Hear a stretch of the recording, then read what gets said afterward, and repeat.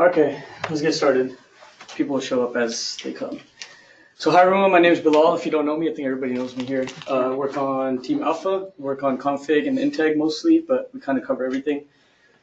The purpose of today's peer-to-peer is to help the refinement team mainly understand what's new in Bot by Pero as far as integrations go. There's a lot of new things, a lot of little new things too, which we probably won't cover in this session, maybe in a future session, but this is mainly for the integrations that we have. So let's start off with what exactly Bot by Pero is. And well, first let me give you a refresher on what integration is.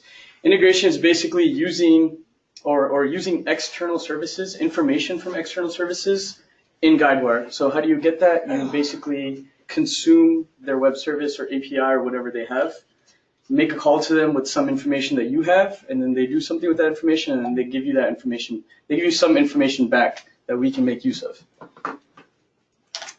So what's different in Bot by Pero as far as integrations go? I mean, just a high-level overview of what Bot by Pero exactly is it's still bot, it's still business owner's property, but there's a new way that we rate. We rate based on perils now. That's why it's called Bot by Pero. Another new thing is on the quote screen, there's a guided pricing thing. It kind of tells you how much this policy should cost. I don't know too many details on exactly how guided pricing works. It's not part of the integration, but that's something to note, something to know about. Rating uses the zip code instead of territory code. So in the old bot, they used to use the territory code for rating purposes, but now they use a zip code. And the main thing about Bot by Pero is the 3 new integrations we introduced to use for rating. I'll talk about what those 3 new integrations are. So the first one is TransUnion, more commonly known as Tuna. Even when I was starting to work on it, I was like, what is Tuna? It's basically TransUnion Net Access. That's the name of their integration. They provide things such as habitational score. We'll talk a little bit more about what that means and what that helps us do. One of the other integrations we have is BuildFacts. It's kind of like Carfax. It's about building property condition score. That's what they return. And then the third integration we have is Dun & Bradstreet, more commonly known as DNBI. Some people call it DBNI. Some people call it DINB. I don't know. It's DNBI. DNB. There you go. So the relevance that these 3 integrations have to rating is pretty meaningful because technically we're not supposed to rate the policy without these values. Like these values are required to rate in the new bot rating model. So again, Tuna provides HAB score. DNBI provides something called a company score. Actually, DNBI refers, I put in quotes because DNBI refers to it as commercial credit score class. It's a 1 to 5 number. We'll talk a little bit more about how that works. And BuildFacts, of course, returns property condition score. If you guys are familiar with Carfax, it's like the same thing. They basically give you a report on what repairs have been done and things like that. But again, we'll get into that a little bit. Okay, so Tuna, TransUnion Net Access. The way it works is it's an HTTP post request. I think devs and QAs don't really need to know exactly like the background on how it works. What you do need to know, and what would be useful to know, is that we send them the address. So if we have 10 locations, we're going to send them 10 addresses. And each one's going to be its own individual sending. So we're going to send one, get a response back, send one, get a response back. That's how it works in the back end. So we send them an address. They return the habitational risk score. That's what they call it, habitational risk score. And this thing gets called when you exit the location screen. So when you're going through your policy, and you get to the location screen and you exit, you'll notice a little bit of a lag. You'll see the thing spinning. That's not a concern because what it's doing is it's sending all the location information to Tuna and one other thing, which we'll talk about after, it's BuildFacts. But the idea is we send them the address for all the locations and they send us back a bunch of information. That's not the only thing they send back, habitational risk score. We do save a bunch of other information, but the thing that's most relevant to rating and to people testing generally is a habitational risk score.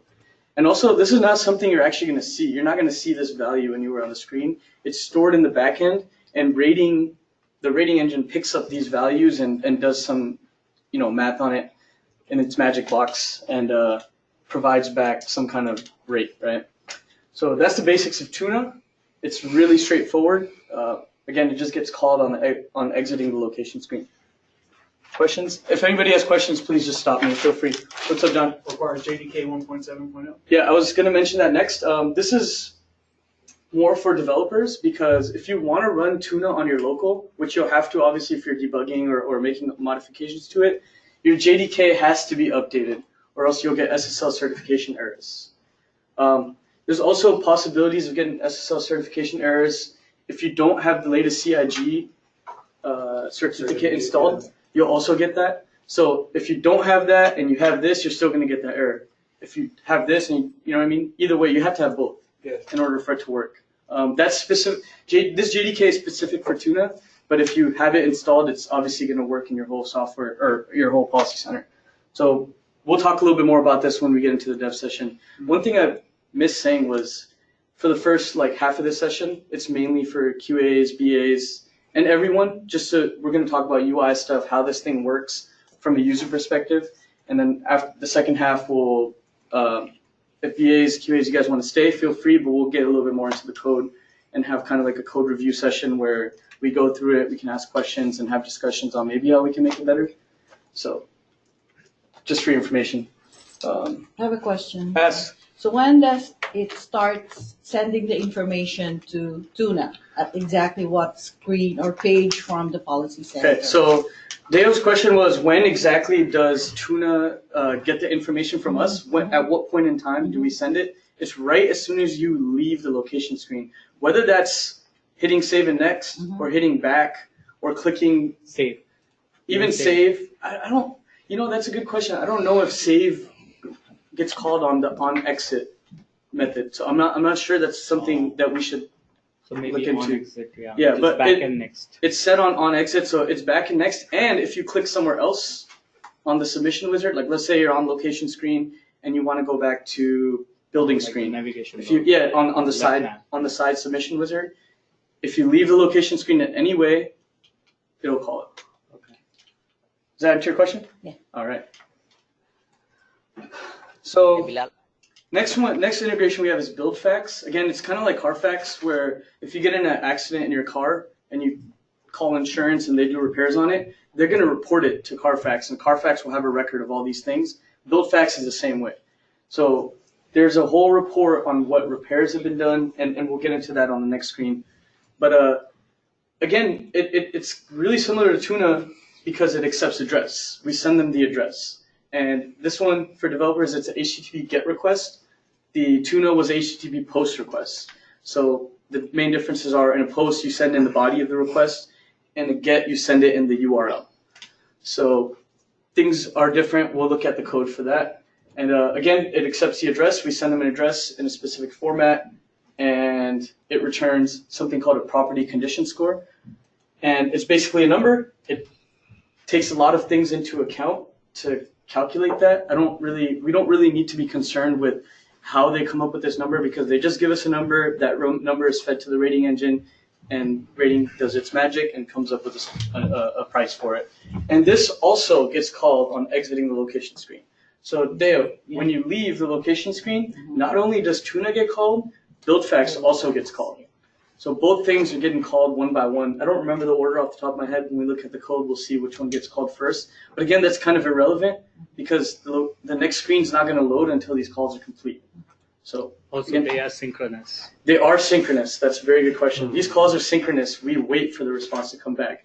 And the main reason we implemented it like that is because those values are required.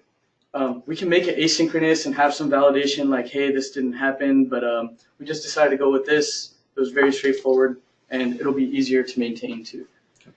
So again, exit on location screen, and I believe the next slide is, So these are the things that they take into account. There's many other factors they take into account too. Again, it's almost irrelevant for us to know these things because all we care about is that number. And even further down that, we care about the number, but not that much, right? The number's not relevant to us. The point is that rating picks up the thing and does its magic, right? So this is all kind of backend. And this is also similar to Tuna because you're not going to see that number unless you look at the logs because we log, all the requests and responses. Sometimes we do get requests in production support, Okay. support Yep. that why did this particular, it's not always like the higher number or like the higher level information. It's more drill down information. Okay. Then so far, I mean, all of the information should be there stored in the database, right? Yeah, so the information is stored in the request database. If we need to look at it, we have all ways to look at it. Everything's stored properly. Again, we can get a little bit of that. I mean, we'll get into that when we go into the code. Okay. We'll show how everything's structured, where everything is saved, so you guys can build your queries on it. We actually have existing queries too that we'll provide. Okay. And you just change the submission number or policy number, whatever that we have Mhm. in there as a parameter, and you'll get your information. That's a really good question. Yeah. So Tuna and BuildFlex, right? So you said like rating is using it, right? Any other systems are using this information? No, as far as I know, it's only rating. Because there's the report also, right? BuildFlex report. So you're sending the information to a report. It's just that it is for the underwriters and the CSPP staff to go and review those reports, but it's just for a reference purpose. But are you sending both Tuna and DNBI, both information? The report has DNBI and BuildFax information. It doesn't have anything related to now. Yeah, I don't think it has anything related to it. Okay. There is a vendor report. We're going to talk about it in a little bit down after these integrations, but just a quick overview. There's a vendor report that generates. It's a document, and it has some values that come back from DMBI and BuildFax. Okay. So you, as a user, you can actually look at those values if you open the vendor report. But again, it's not necessary to us. It's not relevant unless some production issue comes up and we need to look into it. Then it becomes relevant. So last of the three new integrations that we have is DMBI. It stands for Dun & Bradstreet, and what they do is they're a company that provides financial health information for other companies. And what I mean by financial health is there's a lot of things that go into determining your financial health, right? That could be whether or not you've had lawsuits, whether or not you've had bankruptcies, whether or not there's something called a PAYDEX score. Still to this day, I'm not sure exactly what that score represents, but they send back a bunch of information. And I think out of all three, this has the biggest response. It's like super, super long, a couple hundred lines each, and it provides a lot of information. And the only one value that we're actually using for rating is the company score. That's what rating refers to it as. But what DMBI refers to it as is the commercial credit score class. And it's a number 1 through 5 that just determines how good your commercial credit score is. Which class are you in? And I can't even tell you if a 5 is good or a 1 is good. I'm not quite sure, but I would assume the 5 is the best one. This is restricted to public companies, publicly traded companies? The question was, is this restricted to publicly traded companies? And the answer to that is no, it's not. There are a lot of private companies that I've personally tested and seen responses for them, and they have information for it. So generally, it's any company. Sometimes they don't have information for a company we send them, and I'll talk a little bit about that. So what they accept, the other two accepted, they accepted address, right? This one actually accepts company name and address. And you can actually, they give you options to send more and more information if you want.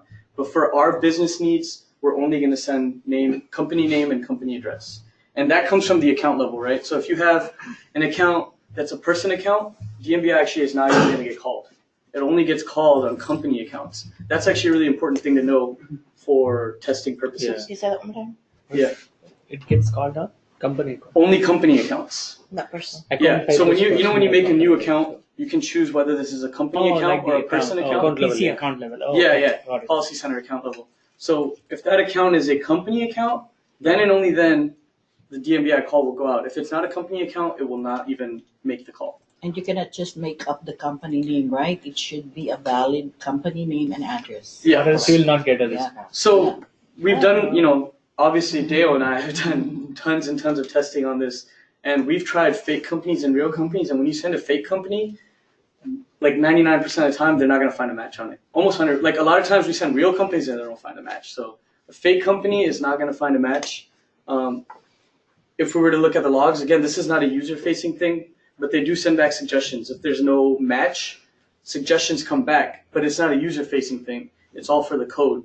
So we can write some code to basically determine like which one of these suggestions, they might send back 10 suggestions, is the one we're looking for.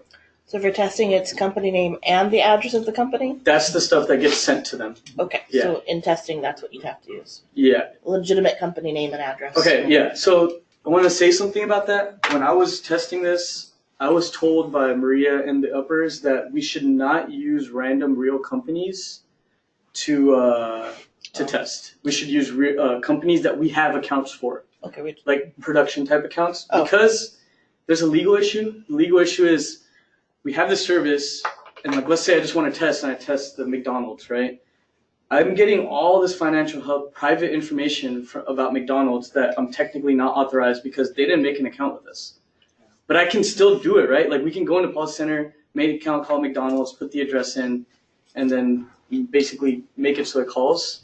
And our system will have that information. So the call that we're using isn't going to like a test environment for call, it's like a real life. I like that question. The question is the test environment hit their test environment? They don't have a test environment. Okay. All their data, they do, to correct that, they do have a test environment, but the data in that test environment is real data. So they have it separated so that they can separate which hits are coming from our production and which hits are coming from our test. But the data itself is still the real data. So, yeah, question? So I don't know if this is for you or Dale, then do you guys have a list of accounts you've been using that you already know? We do, Yeah. we do. So Yeah. I can provide that. Awesome. It's a huge Excel spreadsheet of production accounts. I think they're production policies actually. I can't remember what it is, but it's data you can use to test. So if if you're doing in PCDC, those accounts exist in PCDC, you go in, you can make a call on that. Yeah, good question. I had a Sure. So of all the services that you spoke, is there a test and production environment for all of them? BuildFax and Tuna, as far as I know, yes, there is. Ramon, is that correct? BuildFax and Tuna have test accounts or like test environments? Yeah. They do, right? Yeah. So they have test environments, and if we hit it from our test environment, it's okay. It's separate. And this one, so are those like separate environments we go to, or is it a indicator that differentiates that I'm sending test data versus a production? So, because DMV has that way. Yeah. We can send the same file, we just have to mark it as a test or production. Okay, so we don't actually have to worry about that. If we hit it from our QA environments, it's Uh-huh. going to hit their QA environment. Okay. If we hit it from our production, it's going to hit their production. That's how we have it set up. Oh, okay. Yeah. So again, like if you're calling BuildFax or Tuna from PCDC, it's going to hit BuildFax and Tuna's QA So some environment. setting has been done. There's some yeah, configurations in there. configuration. Basically, if to go into it a little bit, what it does is there's credentials set for each environment, Right. and whatever environment you're in, it picks up those credentials, right? Okay. So it's There's a credential configuration based. provider. Yeah. So basically, if you're in PCDC, it's going to send the test credentials, and then it'll hit their test environment. Oh, Basically, yeah. okay. Cool. And we can also test from our local if needed Yeah. for debugging. Yeah, definitely. When you say test from our local, what do you mean? Like when I'm running my local instance. Okay. And if I have to debug some. Yeah, definitely. You can make a call. Again, in order for Tuna to work, you have to have that latest JDK update. And about the JDK, we'll talk about it a little bit. I have a whole Confluence page how you can go in there and update it. It's really easy. Okay. And so for all of our QA environments for PC have a link to this, right? So if you're doing bot by parallel, we Okay. have multiple QA environments, QA 1, 81, 80, Yeah. 86, 80. Yeah. Are all of our QA environments? Do all of our QA environments have bot by parallel code? Is that what you're asking? Well, if I do this Testing wise, Is it all Um, integrated? for the company name and address. And this Yeah, as far as I know, yes. You can Okay. hit it from any environment.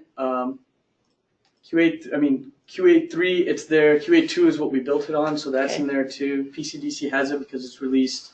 Okay, so 28680 has it for sure. Yeah. But PCDC is the one you want to use. Right. Yeah.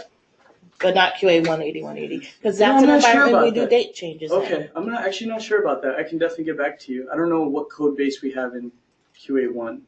If anybody wants to chime in, feel free. Yeah, I don't think anyone knows either. So Okay. we'll do some research on that. Thank Good you. question. Just a little bit more about DMBI. We said that BuildFax and Tuna were HTTP requests. BuildFax was GET. Tuna was POST. DMBI is actually a web service. So for those of you that came to the last integration session that I held, we talked a little bit about how web services work. They're a little bit different from just a simple HTTP request. There's something called a WSDL involved.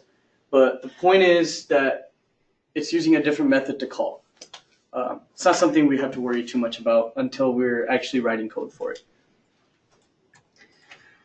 Okay, so we put in some error handling. It's obviously, in an ideal world, nothing will ever break, but in the real world, DMBI can break, buildfax can break, and even our side can break, right? Like maybe our actual network is down and we don't have internet here, right? Or maybe DMBI, I don't know, their servers crashed, so we can't hit their servers, they're not sending a response back. We've put in error handling for all these things and to account for any type of error. First thing we did was we put this button in, and it's called the retrieve vendor data button.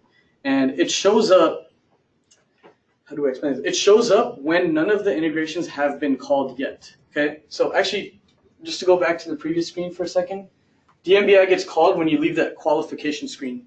Do you guys know which screen that is? It's the very first screen you come in, there's a question, do any of these questions apply? When you leave that screen, that's when DMBI gets called.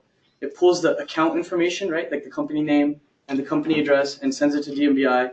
And when DMBI responds, the code basically looks at this response and saves it back to that location. So all these things are being saved on the location. buildfax is on the location, Tuna is on the location, and DMBI is on the location. So if I start a new policy about BiParallel and the effective date is after the BiParallel date, are you guys familiar with the BiParallel script parameter dates? You guys familiar with script? I forgot. Okay. Are you guys familiar with script parameters at all and how they work? How you can go in the UI and change it? I only learned because I got it at the science fair. All right, nice, thank you. So basically, if you go to, in any QA environment, if you go to the drop down on admin and then utilities and then script parameters, okay? There's 5 script parameters in there for BiParallel. They're called BiParallel and then the state name. So for example, BiParallel Nevada. And each one of those has a date, okay? So if you make a policy for Nevada, as of right now, I believe Nevada's at 11/1 or September 14th or something. I can't remember the date, but there's some date. If you start a Nevada policy after that date, it's now a BiParallel policy, okay? And if you start that and you go to you start a new policy and you're on the qualification screen, you'll see the retrieve vendor data button, okay? And the reason you see that is because none of those integrations have actually been called yet, right? We haven't left the qualification screen. We haven't left the location screen, so they haven't been called. So that button's there, right? You don't have to hit it. I know it's a little confusing. You don't have to hit it because if you just hit next and go through the steps, that button's going to go away after you leave the location screen. Because after all these integrations have been called, that button goes away. So the point of that is you don't ever actually have to click it unless something is wrong. Okay, so let's say you pass through the qualification screen, DMBI gets called, right? Then you get to the location screen and you leave the location screen and the button's still there. One of those things didn't call, either buildfax or Tuna, right? If all of those things got called properly and the call was successful and the data came back, the button's going to disappear. Because those values on that entity for DMBI, buildfax, and Tuna, all 3 of them have been filled with data, so that button goes away. Does that make sense? So when you leave the location screen, because Okay. that's when the other 2 are supposed to be called, right? Yep. In order to find out whether it really worked or not, you have to go back to the qualification screen to see if the button's still there? Well, the button shows up on all the screens. Okay. Yeah, and I'll show you guys an example of this too. I know this is a little bit tricky to imagine. When I show you, you're going to be like, wow, okay, that's really simple. So my quick question was, the users have not had any issues with that, right? Or they are not getting confused? Well, with buttons? right now, I don't think users are actually making new submissions about Okay. BiParallel. I'm not quite sure. Okay. As far as I know, there have not been any confusions. The one thing I believe maybe we can update is we can add some kind of flag to make sure that we've gone through all the screens. And then if nothing's been filled, then show the button. Because right now the button just shows up when you start a policy, right? Because the only check for that button is, hey, do these 3 entities have data in it? Back. Right? Obviously, when you start a policy, no call has been made yet, so there's no data, so the button shows up. The visibility of that button is controlled by whether those values are null. So again, like if you start a policy that stuff hasn't been called, the button's going to show up. So if we want to update, we can do that in the future. Like add some extra functionality to only make the button show up. Like if you hit quote and this thing hasn't been called yet, then the button shows up, right? What's your question, Kate? Is there any permissions around this button? Is there certain users who can or cannot, Nope. It should be available to everyone. even if you only have view only? If what? Even if the user only has view only access, they'll still be able Well, to if you have view order. only, you probably wouldn't be able to get into the quote screen, right? I think if That's it's true, view only, you that's probably true. won't even be So, able to start a The policy, button right? is actually available for you to retrieve it and enable when you actually have Or in edit mode? Starting a transaction submission. and Okay, so you have to have are, just enough and you are in permissions to get there. edit mode. So when you are you are the policy is already quoted, at that time you will not see that button as enabled. So when it is in edit mode, and when it is edit mode, view permissions for Yeah, you wouldn't be able to get there. Yeah, That's so you right. I won't didn't see think that. about That's actually a really good point. That button only shows up in edit mode, right? Like if you have a quoted policy and it didn't call, like you're still not going to see it because it's not in edit mode. Great question. One last question. Yeah. If you're on the qualification screen, you haven't gone any further yet. The Okay. button's there. What happens if the user clicks the button? If you click the button, what's going to happen is it's going to call it only on that one location that automatically comes, right? Okay. Like let's say I start a new submission, it pulls that location from the account level, Okay. right? It's going to call it on that. Because I was like, what's the point of having Yeah. it there if you don't have the rest of your data? Exactly. Later on. I think what will happen is if you go to location screen, like let's say you hit it, right? Mhm. And now the button disappears Okay. because everything's been called, and you go to Okay. location screen and add a new location, Uh-huh. I believe the button will come back.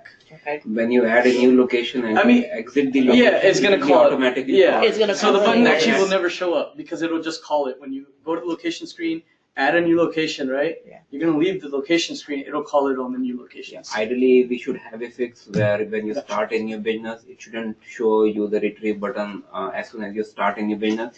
It should show up only when the user tried to retrieve or the system tried to retrieve these integration and one of them failed. Then only the button should appear. So that would be the ideal fix. That's ideal. Yeah. That is how it was implemented before. But if we get a request from business, we can fix that. It's not Yeah. a big issue. Again, it's not a huge thing. It's more of a training thing. We can just make people aware of it, or we can put in a fix for it. And there would be a hard stop with that, right? So if it failed, the button becomes visible because the stuff failed. Mhm. The user shouldn't be allowed to quote then without knowing that they have to now push the button. Yeah. Right? So There- actually, there are two things in that. So the part is, what if the integration services are down for a day? We can't let the users hard Sounds- stop just because the That's true. services are down. So Okay. what we are doing in that case, if the user can still quote it, but they are going to get a message saying that the integrations have not been fetched, you are going to quote it, you are going to rate on default rating values.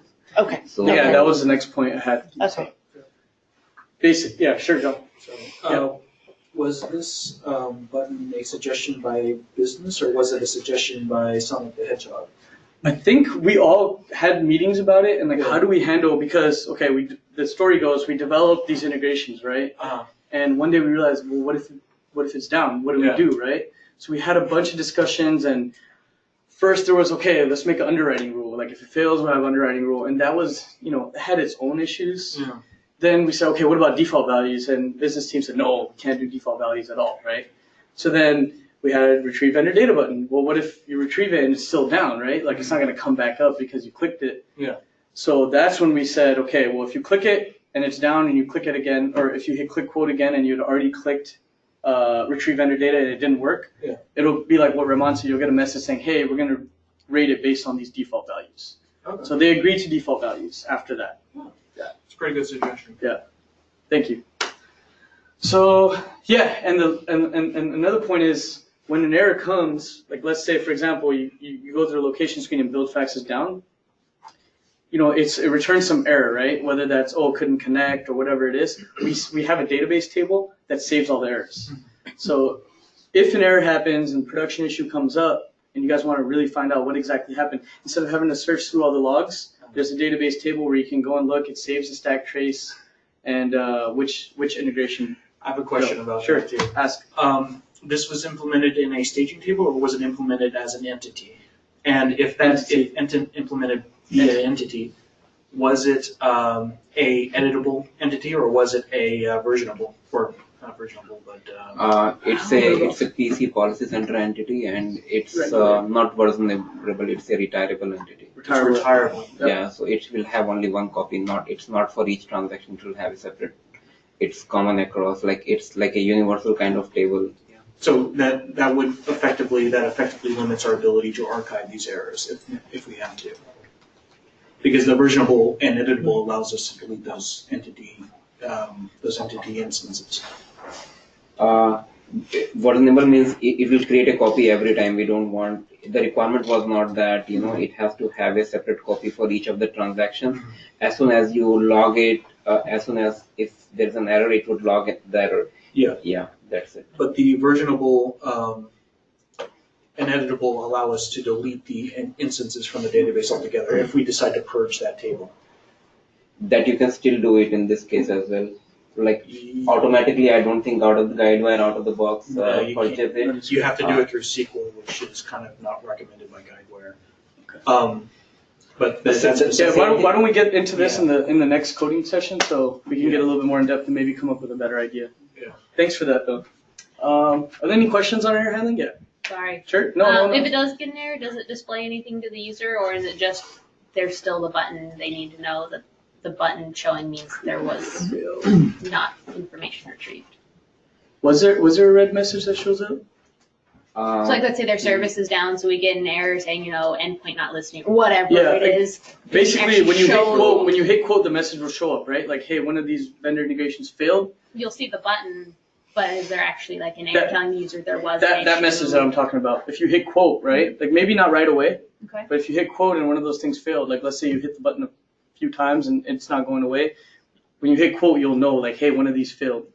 But it could be because it was a company that the vendor didn't have, or because there was an actual production. Okay, so right? going back to that case where you said if it's a company that the vendor doesn't have, Mhm. it's not going to count as a failure. It's just going to say, that's a great question. Basically, if DMBI, if you send it a value and they don't have a match for it, there's a DMBI entity that saves on the location, and one of the values on this entity is whether or not exact match was found. If it's no, then rating has their own stuff they do with the no exact match found stuff. If there is exact match found, it saves all the information regard. Yeah. Does that answer your question? All right. Yeah, so again, like a no match doesn't actually count as a failed integration. It just counts as a no match. So we want to separate those two. Okay, this is just like a little overview of what a web service is, what the difference between a web service is and like a regular HTTP request. HTTP request is like www.google.com. That's a GET request to google.com.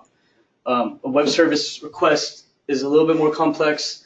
There's something called a WSTL. It's basically a contract of what you can and can't send it and what format you send it in.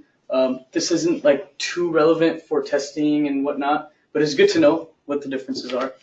Basically, yeah, you have a WSTL. It's just an XML file that defines what web service, like what functions are available to you to call, how you send things to it, and all that. It defines everything. It actually stands for Web Service Description Language, so you're describing the web service with the WSTL.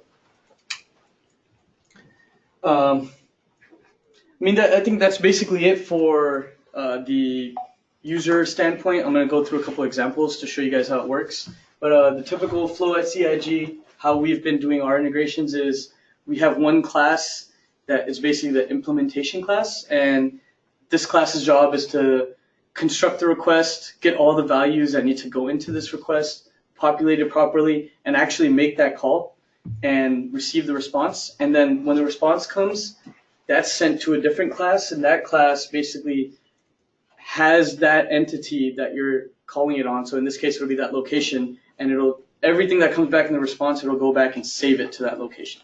That's like our standard flow, how we've made these integrations. We kind of followed examples of some previous integrations, so it's good to know. And yeah, that can bought by apparel. I had a question related to what is the I mean, not going in too much details, Okay. but what was the first one you mentioned? DNBI, Tuna DNBI, and BuildFax. BuildFax. Yeah. BuildFax is about property, Yep. like what repairs Property were done, condition. property condition. Yeah. BuildFax. Yeah. Tuna is about some score, right? Hab score. That's something I don't think we Habitability discussed, so we score. can discuss that now. Yeah. So what is the habit? Yeah, okay. The So other one you said financial score, right? financial DNBI health was- information. There's multiple factors that come in. Again, like they tell you, DMBI tells you whether or not you had a lawsuit, whether or not you've been bankrupt, PAYDEX score, commercial credit score class, and there's like 10, 15 Paydex scores. sounds like whether they are paying the employees on time. To be honest, I'm not sure. Is that what it is? Is that what it is? It could be. Okay. I don't know exactly what PAYDEX is, and to be frank, we don't use PAYDEX score and rating. We just save it for reference, but that's not something that Rating's using. So- Rating's only using commercial credit score class, Okay. what they call company score. So what is the HAB score?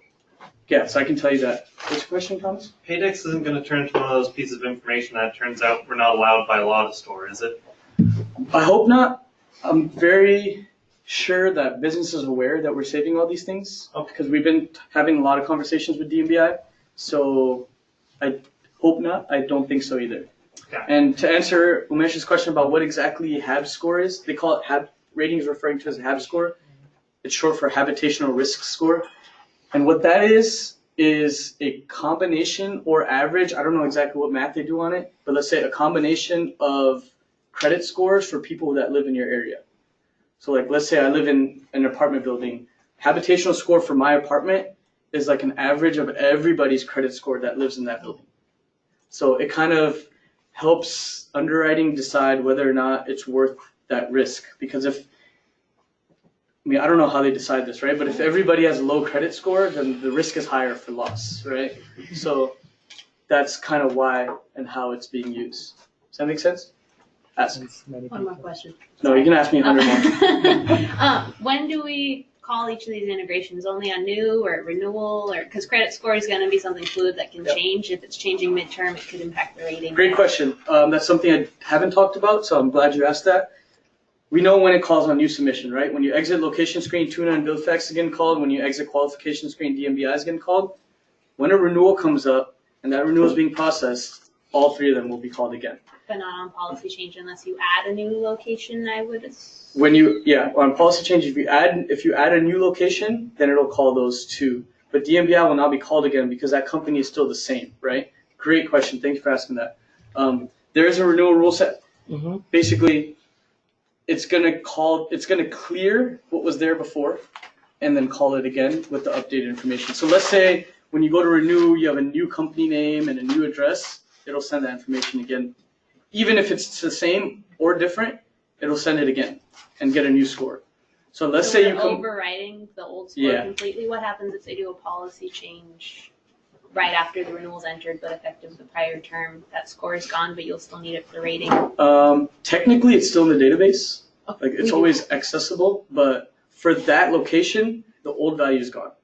Yeah, but if we need to see it, we can always go back and see it. But like I said, if you do a policy change at the very end of the term, even though the renewal's entered, but you're doing the endorsement effective still the current term. Renewal's already started processing, and then you're doing a policy change. Or even bound, but you're, let's say, a that's- month away still from it being effective. If you're doing an endorsement effective, let's say a month before the renewal's effective, it's still going to use the old rates. You're talking about which integration? All of them, or just? Well, any of them that are using that I think credit the score ones that are rating. applicable to your question is probably During Bill policy Fax and change- Tuna. During policy change, DNBI is going to be called only at the time of new business and only at the time of renewal. Okay. No other time, not policy change, no other Oh, okay. transactions. But the other two integrations, BuildFax and Tuna, they will be called every time you make any changes to the locations. So it can be in any transaction. So whatever transaction that allows you to make changes to the locations in their addresses, if the addresses are changed, these two integrations will be fetched again, and the rating will happen based on the new numbers that we get. Yeah. And then obviously when we're doing the new call, if they're changing the location, it's going to override all the existing information. Right, So you're not right. going to re-rate off of one specific piece. Yeah, if you have changed that address, so we are maintaining that flag. So if it is if you have already fetched the integration, say BuildFax and Tuna for a location, and you issued a policy, and during policy change you are changing the location address, it's going to go and check and verify if there was already BuildFax and Tuna fetched on this. If it was fetched, was it fetched for the same address or for a different address? So that time it has a check. Oh yeah, it was fetched for a different address, and the address is different now. So it is going to fetch again only on the changed addresses. If the addresses are not changed, it's not going to fetch it again. Okay. Cool? Clear? Yep, All right. thank you. Question about the DNBI, Okay. which is the company financial score. Since it's account based, why is that ordered on each submission? That's going to be common, right? I think we had this discussion like very early on. Should we take it from the policy, or should we take it from the account, or should we save it on the account or save it on the policy? And then you can keep taking it Yeah, on each so- submission. the main reason was because, okay, if you call it once on account, right? Let's say we called it on the account, we saved it on the account. Then when that account information changes, are you going to call it again or what? And then go and update it on the policy. So we decided that we should put it on the policy because when you make a new policy, at that time it'll check what the company name is, right? If let's say you save it on the account, right? And you make you call DMBI on this account right when the account is made. You have DMBI values here, okay? Then you make a policy. Cool. Now you make a new policy, but your account information has changed. Your company name changed, and your address changed. You're gonna call it on the old stuff. That thing's not gonna be updated. Now we can do some maintaining where if one of the values changes, then we call it again. But it's just like a preference. How do you want to do it? Everything else is being called on the policy, so we did it together. Okay. I mean, but if they were to change the company name on the account and the address, then that policy itself, everything gets reflected on the policy. Or Yeah. should reflect, or either it should not allow it to change, right? Company A, policy 1. Okay. Account A and submission 1. Okay. The policy is bound. Okay. Then if you were to go back and change account name itself Okay. or address, Okay. then I don't know if PC allows that. Well, Or if you it can doesn't change allow it. You will can just change reflect it, right? But then the next time you make a policy on that account, it'll have the new information for that account. It'll have the latest. That makes sense, That's Yeah. logical. right? Mhm. So, I mean, it can go either way. It just depends on how you want to do it, right? Like, you want to put it on the company and then maintain it every time something changes. I mean, I know it doesn't change often, right? Yeah, because it's a score, right? Yeah, but it's possible to be changed. So we just basically decided on the policy we'd call it right there and then. But any number of calls are okay Yeah. for that same entity. Yeah, it's okay. Like No if problem. it's like this company, once we have made it. Yeah. It's, No problem. Okay. I know. Sorry, we're running kind of short on time. Kind of want to show you guys this example of. I'm gonna sit down so you guys can see.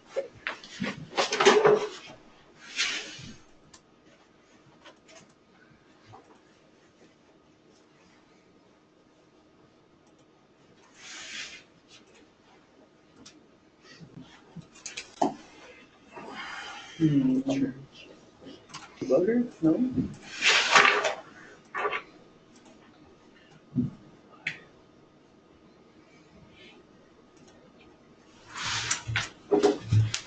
Vocal's running kind of slow. New submission.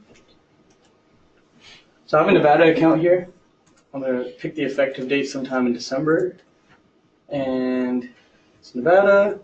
Start a bot policy. So this should technically be bought by peril, right? Because it's after the bought by peril date, and it's a bot and it's in Nevada. So here's your button, right? Like we start. You see the button there?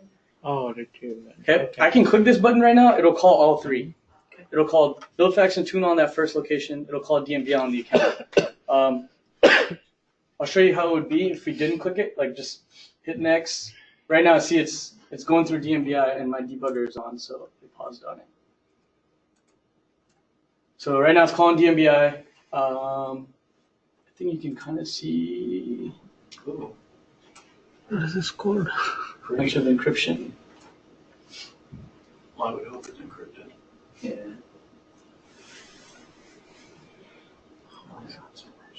Okay, so this is the tuna response. I mean, build fax response. Look how long it is. There's a ton of information in here. So, DMBI got called basically when we hit next on that. Sometimes DMBI takes a long time. Generally, we expect it to take like 5 to 7 seconds. Sometimes I've seen it take up to 15 seconds. It just depends on how their servers are doing. So is that the lag that you see from the qualification screen to the policy screen? Yep. That's it. Like in that case, it was kind of long because I had the debugger running. Then I went and resumed it. But generally, it should be about 5 to 7 seconds. And as a QA, I just want to mention, as a QA, we have a way to view the logs. Oh, Yeah, we have a way. Yeah. Show The me. batch process info, you go to that page and then you go view log. You click on action, Yeah. there's a view log option. You hit basically Yeah. Alt-Shift-T, Yeah. oh, okay, okay. Yeah. and then Uh-huh. there's a button for view logs, and then you can go to the DMBI log and look at it. Yeah, and Yeah. just take note of the submission number. Yeah. Yeah, and then you can validate. We can also go through that too. Thank So you. here I am, policy info. I'm gonna hit next. Local is really slow today. Is your local run this slow? It must take extra time to put it on that fancy screen you got. Yeah. Error message.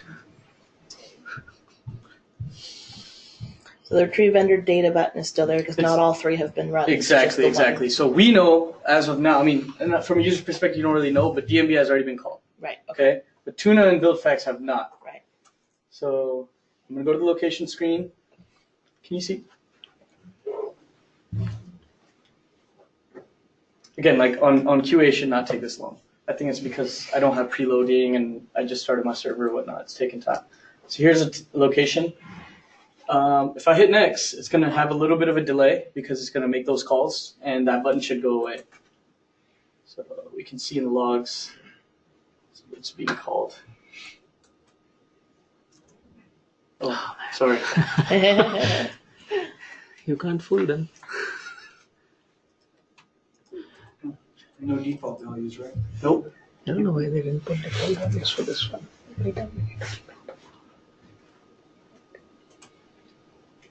And now I hit next, and these should be being called. There's Tuna right there, or that's BuildFax. And did something fail? Tuna failed. Handshake. Very interesting. While fetching transformation. Okay, so I think this is happening because on this environment, this local environment, I don't have that latest JDK. So you see how you get that error. And you still see that retrieve vendor data. And you button. still see the retrieve vendor data button because it failed, right? So this is Can actually you great. click on that again and see if it gives you a message? I don't think. Yep, it's the same thing. On It's the UI, on the UI, do you see any message? Yeah, you see a message. This is the message you were asking about. Unable to retrieve vendor data, please exit policy and try retrieving vendor data later. Or click quote to continue quoting transaction with default vendor values. This is the exact message you were asking about. So Awesome. if you try to hit it and it still doesn't work, you will get a Yeah, it message. just gives them something, let's say, client services. Yeah, it's not like you're They can blindly clicking on screenshot it and it. send it to check support and we'll know what that means. Can Exactly. it specifically say this three data didn't come up because there's No. also PPC. Okay, there's so also the problem with that is MSB. business didn't want to tell the users We which still use exact MSB, right? What? MSB? No, that's E2 value now. Oh yeah. So there are other Yeah, vendor so integrations. for this message, we as developers and the IT team know exactly what this is, and business team, but according to business, they didn't want to expose which integrations we're using and what we're calling, and they don't want to Most tell of that their to the staff users. doesn't know who the vendors are. Exactly, They don't that's the wanna whole point. That's why we're add- calling You it don't vendor want data. the end client also to know if like underwriter see okay BuildFax is down or it's not working. They may maybe unknowingly they may tell the customer, "Oh, I am not able to retrieve your data. BuildFax is not working." We don't want the customer to know what integration they are using because today we may be using BuildFax, tomorrow we may be using something else. But like So we being in don't want production any- support, we have faced this issue like okay, it failed. Yeah, So it's now here, we so- have to go and do that. Yeah, so Now that's we why just have we to document. detective We have work. that error So table. that's why we have an error table. So if you Have the if there are submission any number. issues now, if you query with the submission number of this one in the error table, you should be able to find out okay which integration failed, and you can even see everything in logs. So everything is logged. You can see everything in logs. You can see in the error table what failed, what was the reason, why it got failed. Everything is there. Everything, yeah. Yeah, it's now our responsibility to know what vendors that banner's for. So just to show you guys script parameters, if I go to We're admin, going to get. utilities, script parameters, those 5 script Requests. parameters will be here. Can you run a query for that? Potentially. Here they are, the Arizona, California, Nevada, Oregon, Washington. Each one has a date, and Nevada has September 14th. So any Nevada bot policy on or after September 14th Okay. will be a bot by Peril. So if I did September 14th, spot by Prab, but the 13th is not. Yep, exactly. Like 11:59 on 13th is not, 12 o'clock it is. Yeah. Is there a reason we set the rest to 2020?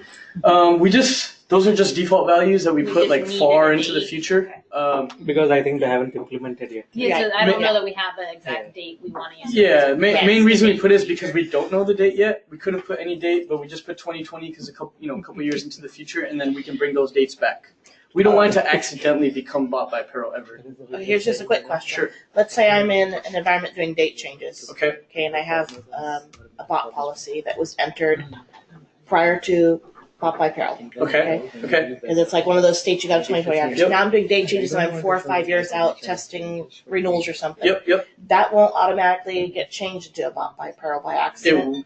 It will. if So I like go past that date. 2020, it was- basically, So- imagine a So policy. that'll affect my testing, right? Because if it's not really, if that You'll have to push if that something state out. isn't really set yet and have rates for bought by peril, then I need to be aware of that as I'm doing the date changes. Exactly. So a scenario will be, let's say you made a policy last year sometime in, I don't know, December, right? At that time, you made the policy, it was not bought by peril, right? Correct. Now it's coming up for renewal. Yes. It is bought by peril now. So all these 3 new integrations on that renewal will be called, and whatever screen changes we have will also be there. Now for Nevada, that's okay because we have the rate structures and we have everything for Nevada. Yeah. But if I'm testing other state policies, which we don't have implemented yet, Mhm. even though I'm in a test environment and I get past that 2020 It'll future become bought date, by peril. but will it be correct what I'm seeing in the test environment? Well, like, okay, Or will it it'll be invalid data? Because it'll probably won't even quote because you won't have rate books for it. so then So I I suggest what you do is if you want to go that far in the future and you still don't want it to be about, just change that date Okay. more into the future. 20, So It's really easily editable. Just Okay. click it. Change You it to can like, 2050 okay, let's say or you're something. testing Washington. Right. You can just hit edit and you can put any date you want. Okay. Just So, wanted to clarify yeah. that for testing purposes. Great question. Yeah. Thank you. Good to know. Because again, if you try to quote it when that thing is not, there's no rate books, it's going to give you invalid quotes. And then I'll be blocked from testing. Exactly. Okay. Thank you. Any other questions about UI stuff? Anything? Let me know. Because I want to take A suggestion for Sure. the error. Just make it, it's all below fault. You can call him. All right. Put my name on it and my phone number. He calls every day. Nobody calls me, so. Yeah. All right. Cool. There's a way to get phone calls. Yeah, there you go. Cool. If you guys want to take a, sure. Sorry. No, not sorry at all. Through agency portal, we allow for new BOP Nevada submissions, right? Yep. How does that work? The integrations do not get called on the AP side. Do they still rate on the AP side? Yeah. Okay. Yeah, so what happens is when AP submission goes, it comes to Policy Center, that's when it's getting called. So we'll have those values and then send the information back. Okay, so they're But gonna get what- quotes on I think that. Ramon can elaborate a little bit about what happens if one of those things fails when you do a thing from AP. Does it do a default? From AP, we are not doing any default. So what happens? So when the submissions come from AP, AP from their side, they are not doing any of these 3 integrations. They are for now they are just doing E2 value and the other rest of the ISO, PPC, and those other integrations. But these 3 integrations specifically, DNBI, BuildFax, and Tuna, these are not done from AP. They are only in PC. So when they try to submit, when they submit from AP based on the effective date, we identify that okay, yeah, this policy is in Bob by Peril, and based on that, PC actually calls all the 3 integrations, and it's going to rate based on that. If for some reason any of these integrations fail, AP never rates it on default values. So in that case, what we have done is, if any of the integrations are not failed due to any reason, we just give them a message saying that you are not able to rate it because there are some integrations which are down. But you can still submit the application. We don't want to lose the business, so we still allow them to submit the application. So that will come to PC and just it will be referred to the underwriters. That from there, underwriter can come and they can see the retrieve vendor data button there. They can manually, trigger it, and then they can retrieve it, try to retrieve it, and then it's in PC. So how in PC it works the same way. Awesome. Yeah, but we don't allow default rating from it. Yeah, so they'll either get a quoted rate with the integrations Yeah. considered because PC will run that before Yeah. returning the rate, or they just won't get a rate at all. Exactly. Yes. Yeah. And even when they land in PC and they are not able to get because of service issues, Mhm. not that no match found, but genuine service issues. One of the 3 is just down for 2 days, or then what happens? Can they still quote it, or Yeah. there is an option to override or something? Yeah, so in that case, like right now, see, the tuna is not fetched, right? So that's why the vendor data is still there. But when he's now trying to quote it, you will get a message. See, it says unable to retrieve vendor data. Please exit policy and try retrieving vendor data again, or click quote again to quote with the default vendor values. So it gives the user an option here that if integrations are down, say for 2 or 3 days, we still don't want to stop our business to write You policies. get some code back. They can still get the code, but they will be based on default rating values. So now if you click quote, it will rate. It'll Yeah. quote, but right now I have to add a building to quote. Oh, okay. It's really annoying. It will still quote it. You will still be able to write the policy, but it will be on default rating. Yeah, use default. So, Okay. and when this policy comes for renewal, that time automatically it will try to fetch all the integrations again. So that time it will try to fetch, and it fetch successfully. Then it is going to rate on based Based on the fetched value. yeah, right. Okay. Now you said for AP, if the vendor integration's down, that they could still submit it to Policy They Center, can submit. even though it's not quoted? It won't give you a rate. It Okay. won't- Yeah, they right. won't get a Yeah, right. estimated Earlier we were premium. not able to unless we had that restrictions that unless it is rated they can't submit it. But Right. we changed that Okay. to even allow them, even if it is not rated, just submit the application when the integrations are down and it is not rated, they can still do it. Submit Okay. the application. Okay. Okay, so I hit quote again for a second time. It should go through the quote without those vendor data values that failed, which is in this case is tuna, and it will rate it with the And default. even I believe even when you click issue, you will still get the message one more time because that is guideware out of the box. Okay, in this case, an invalid quote was generated. I think it's because I don't have the latest rate books loaded in my local.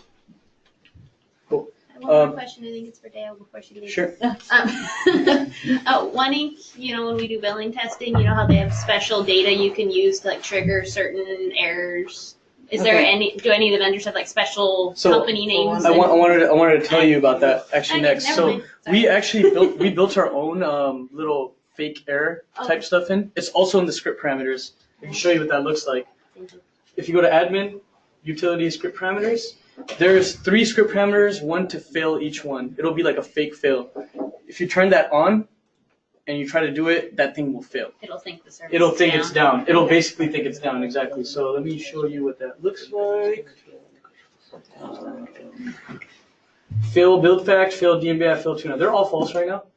If I make one of these a true, those will fail. it. And then the vendor button will show up and it will show you all the, hit it again to quote with default values. Very cool. So if you need to bypass for testing and any Yep. reason, you could shut it off. Yeah, if you want to see Well, how the if you rating want it to works, fail. that's what- yeah. Right? Or Like when test it's not better. really failing. So you want can it to- validate the error message. Exactly. Like if you're adding to the error handling and you want to make sure that your error handling is working and they're not down, how are you going to test that? You're going Or- to test it using this. Was there ever an intention to use this, for example, if Policy Center is partially down and we want to stop communication with our other vendors? Was there ever any intention to use it for No, that? this is strictly for testing. Nobody actually asked us to put it in. We just put it in because we know we will make These use should of it. ideally be removed now because it was during our development we want to simulate an environment and we couldn't go to the vendor and ask them, To you turn can it off, make it yeah. down for like 2 hours. We are doing some testing, so just to avoid all that confusion, we That would be useful to leave it for testing. Yeah. Yeah, that's what I think was that's saying. why I we would talked prefer about to it. leave Should we take it out? Should we leave it in there? We decided just leave it in Yeah. there because it's really going to be useful for you guys. So Yeah. Turn it on in production. that's what I'm saying. Does everybody have access to these? I don't know. No, users do not. Super I think you have to production. be an admin. If Yeah. it fails in production, go to John. He's turning it off. No, by then I'm going to put the error. John should have access. All right. Any other questions, comments, concerns? Let me know. Sorry, one more. Yeah. You don't have to be sorry. You should have I'm a gonna be separate. banned from now on. Do we have any like email alerting or anything special in place for if the services are down to alert us that they're down so we can reach out to the vendor and As far as I let know, users no, there's nothing like No. that. But if something was down, I'm sure you guys would get 100 calls right That's away. it. The users will have to tell us, but Yeah. I know usually Yeah. the goal is to know before the users if possible. That's true. That's a good point. So I think Katrina was asking any alerts from within the system. Do we get alerts from the vendor? Well, Or I mean, the if they vendor. I had- meant from our side, but yeah. if they or have the a known vendor. outage, they might contact us and let us know. We don't know, but Right, like if we, if like the if, system, but the answer to the question, no, the system does not alert us that it's down. yeah, let's say one of the vendor systems went down and you have a person that hits that button and that user's gonna know maybe before that vendor's company knows. Yeah, exactly. Then if Then they'll call Policy us, Center right? had a way to know that it got that error message and just send an alert to somebody who's That would be watching. interesting. Maybe it's something you guys can put in. Now that you know how it works. We'll mark it as enhancement and throw it Give it back. to We're all on vacation for that. Yeah, that's a good point. Who all worked on this? It was How all big- Rahman and I. Okay. Me and Rahman. Mostly Ramon. Cool. Any other questions? We can take a couple minute break. I want to get into the code a little bit at least. I know we only have 20 minutes left. If But we can you guys feel free to leave if you want. We're going to talk about the code. If we don't want to take a break, we can just jump right into it so we can save some time. All right. So we go right into it. Okay. So I'll start with DMBI since that's what I'm most familiar with, and we can talk about the differences from DMBI to these other services. So if you remember, we talked about how we're doing integrations at CIG, how we have one implementation class and one mapper class. Here's a DMBI implementation class. Okay, it looks something like this. Let me zoom in a little bit. Can you guys see? Close this off. So this is a class, DMBI implementation, and here's some values for it, like the password and username and the logger. But this is the function right here that starts everything. It's where the party starts. Here's that check to see if that failed DMBI script parameter's on, and if it is, we're just throwing a general exception. And it'll basically simulate like it's down, right? Like if they're down, we're gonna also get an exception back. So if we do it, we throw the exception, and then it'll feel like it failed. That's the very first thing it checks. And then what we have is we're passing in the policy period to this initiate call function, and since this function is a static function, we don't actually make an object. Like we don't make an instance of this class. We just call it directly on the class since it's static, right? Is it a static public function? It's a public static function, yeah. Could you? I mean, I didn't add public on it because it's already public. But it makes more sense to make it explicit. Yeah, you're right. Maybe you can modify that. But yeah, the point of doing this policy period thing is we're passing in the policy period, and we want to save it as a static variable, and it should be private because you don't want to access outside. And the reason we did that is because instead of passing this policy period over and over again to however many methods this thing has, we just saved it as a static variable right when it initiates that call. So you always have the latest policy period that you passed in, and then now you can see this policy period all across the class. That was the main reason that this thing is being done. And then here's a check for like, don't call DMBI when it's not by peril, right? When it's not by peril, we don't need to call DMBI. There's no point. At first, when we made these integrations, everything was being called, even on the old bot, because business told us that, hey, like even if it's not by peril, let's just get the information, save it anyway. Why not? Like we're paying for the service, so let's save it. And what was happening was it was just too much. So they basically said, like the users were seeing the retrieve vendor data button. They were concerned, like what is this vendor data button? Why is it here? And so business decided, let's take that out. Let's not do that. So that's the check. If it's not by peril, we're not going to call it. There's a log that says DMBI is not applicable to non-by peril policies, and it'll give the job number and logs. And then it checks whether or not it's a company. Again, we don't need to call it if it's not a company. And here's some logic for that. It's really basic. It just passes in the account, and it goes through the contacts and sees if one of those contacts is a company. If one of those contacts is a company, this thing's going to return true and treat it as a company. If you guys have better logic for that, feel free to implement it. I didn't really find a better, more foolproof way to determine whether or not it really is a company or not, because an account can have multiple contacts. You can have 10 people on there in one company. We should still treat it as a company. What's this? Okay, so Aren't there the different contact roles? Would any of those be useful in determining if the company should be?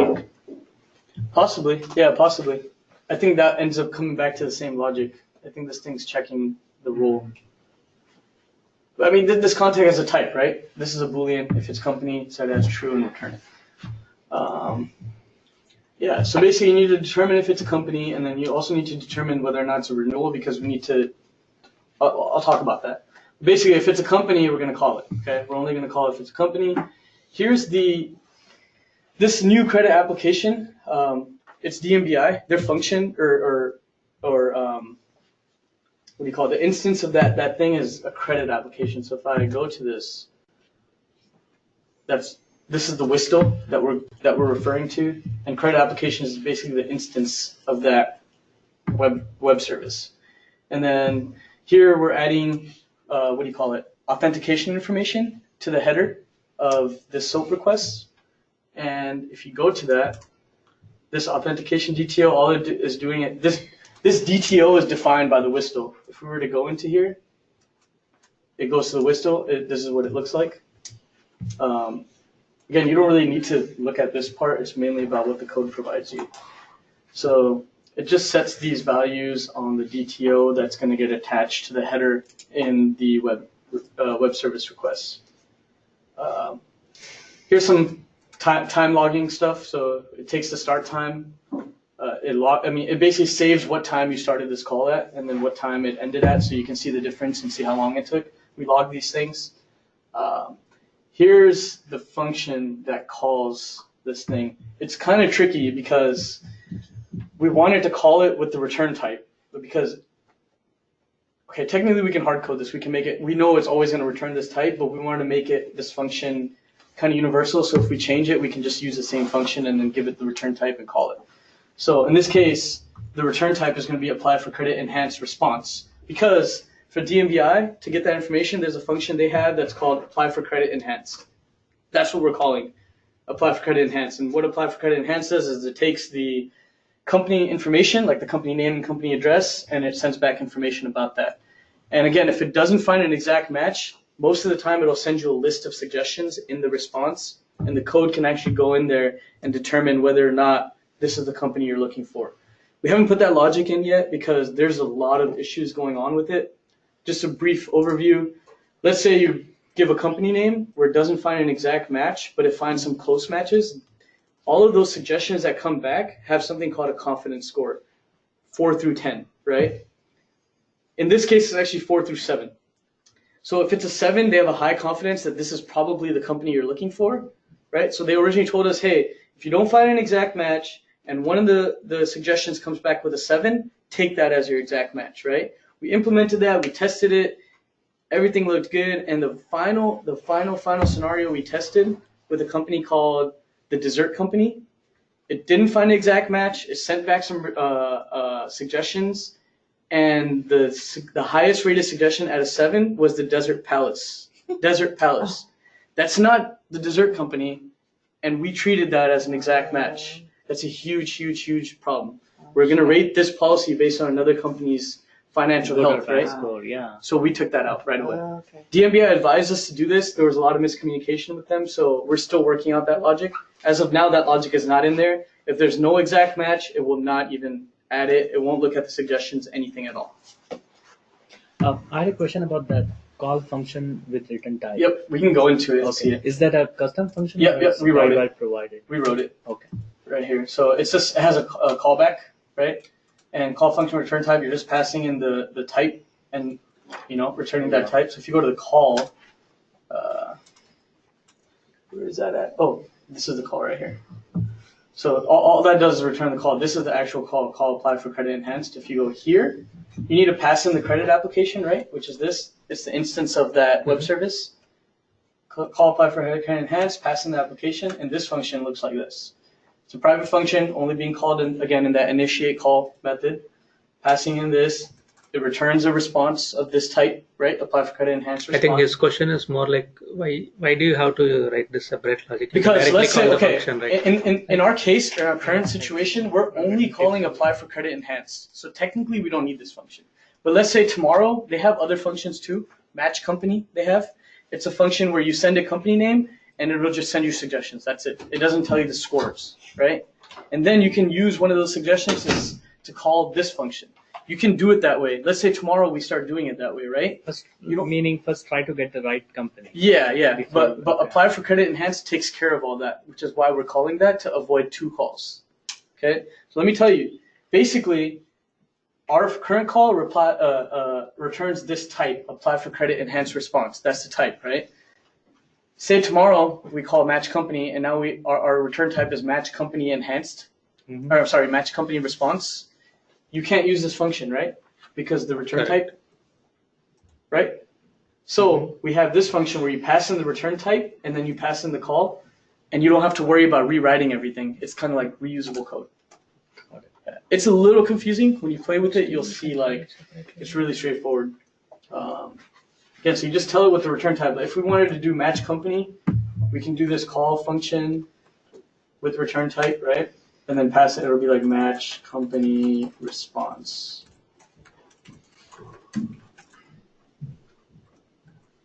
You know what I mean? Yeah. And then you would pass in the other function for match company, and that way you just use one function to call it, and there's less errors. I thought you took that out. Um, Match company. Actually, we never had that in there. What we did take out was, okay, if you send company information, like the desert company example I said, if they don't find an exact match, right? Right. They send back a list of suggestions, and this is all in the code. It's not like UI stuff, right? Okay. The code will see, like, let's say 10 suggestions, right? And each one of those suggestions will have a business name and how confident they are that that's the company you're looking for, So right? that this here is. It's not something doing different. that. Yeah, this is something else. I know it's like Okay, kind of confusing okay. because it's code. I know. But we're I not don't know doing much that. about code. Yeah, but we're not doing that, Okay. to answer your question. Yeah. So we're not getting back a list of suggestions. We are getting back a list, but we're not, Automatically. we're not actually even looking at it.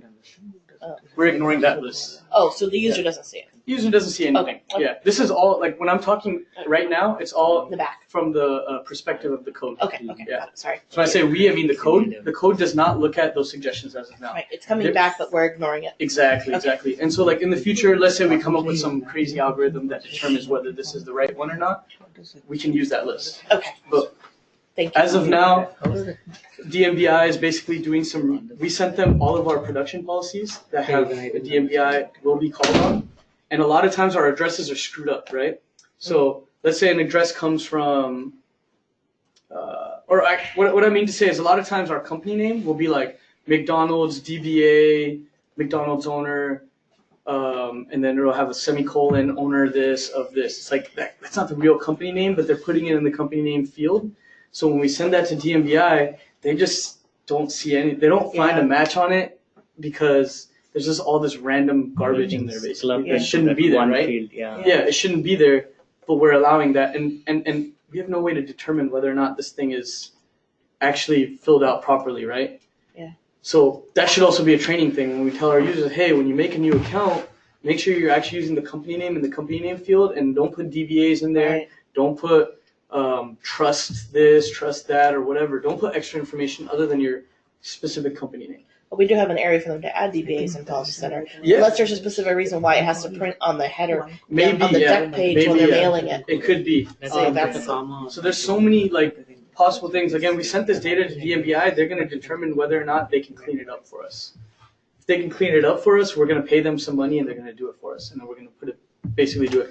I don't know what's happening with Right. that. That's like business's issue for But it's now. interesting to know. But yeah, So Bilal, Yep. so this call function, right? You can call the WSDL with multiple functions at the same time, right? Yep, That's why yep. you wrote it. Yep, So if exactly. you need to add a different function, right? Yep. You just need to put a comma or a delimiter. no. You just do it again, just like the previous example I showed. Let's say we have this function called apply for credit enhanced, right? Mhm. That calls right here. Correct. Apply for credit. Credit application is the one we sent the whole request object, right? And Right, on that right. request object, there's a function There's called a apply method, for credit yeah. enhanced, Uh-huh. right? So what I would do is I would just have to write this function again, right? Let's just say function call match. This is just an example, okay? Yeah. Match company, right? And this one would also take the same parameter, right? Okay. And just the can return type would be match. different. It would be match company response. Mm-hmm. And then in here, instead of, it'll be var response equals cred, instead of apply for credit enhanced, it'll be match company. Okay. And you would return the response. And then you would just pass in this function, match company enhanced, into this function as a callback. So you don't have to determine the return type every time, basically. Again, we could do it without that, but it's just good practice for us to do that. Something. Yeah. It's a Bilal special. Okay, so we talked about calling the function right here, right? And if you were to look in here, what is it? Well, you would still effectively have to add another. You would have to add one more method, yes. Okay. And that method would be passed into this method. And you would As a callback. adding another line, calling that function with a Yeah. special return. Yeah, type. yeah. So what would be the difference between doing that, going that whole roundabout way, or adding a new special, like, Yeah, I'm not quite sure. We just kind of did it to determine the return type. okay. Yeah. But let's discuss these suggestions afterwards so we can get through it, because I know we're running short on time. We only have 10 minutes left. So if we were to look at this, the response comes back, and then that response gets passed to this other class. DMBI mapper, map DMBI response to BP7 line. And again, this is also a static function where we're passing the response and the whole BP7 line, because that's where we're saving the DMBI results on the BP7 line. So we should pass that in. If we go to here, it's very straightforward. It passes in the response to the line, and the first thing we do is we check whether or not there's exact match found. If there's no exact match found, we just log it, and then we also save that somewhere right here. Okay, so there's a DMBI entity. If I go to this, here's the DMBI entity. We know we made it because there's an EXT on it. Look at all these things we saved: paydex score, financial stress score, commercial credit score class, dunce number, et cetera, right? DMBI has an application ID. You can use this application ID to go onto their portal and look at your call. What is the type of this entity? Could you go back all the way up to the top? Is a Effective data. Yeah, updated. affidavit. Okay. Yeah. So, what are So the properties of that type? I'm Excuse- sorry, I'm not familiar with. you can take a look at it, please. But what are the properties updated? What do you mean properties? What is the difference between that and retirable and other? I'm not sure off the top of my head what the difference is. Okay, so basically you're just making a new DMBI entity. And you know, something weird was happening with DMBI and its entity. If we were to look at, for example, the build-fax mapper. Oh, okay, you did the same thing here. What about the tuna mapper?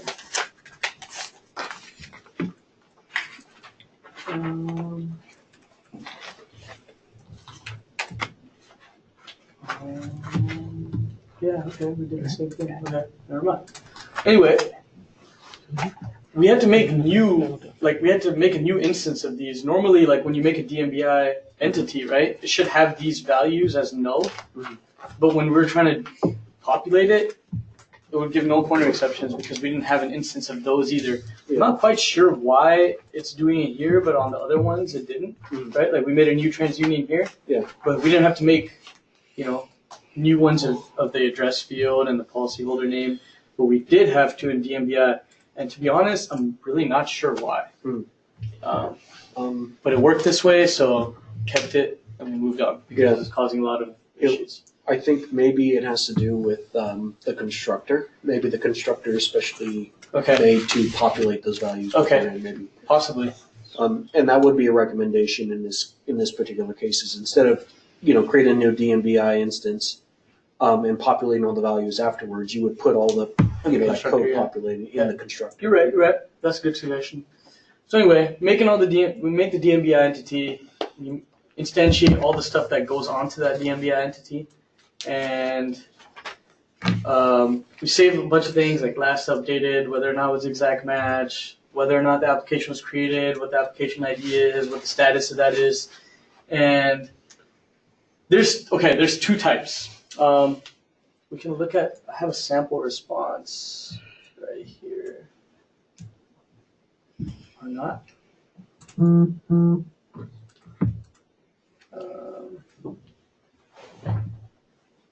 don't know what all of these are.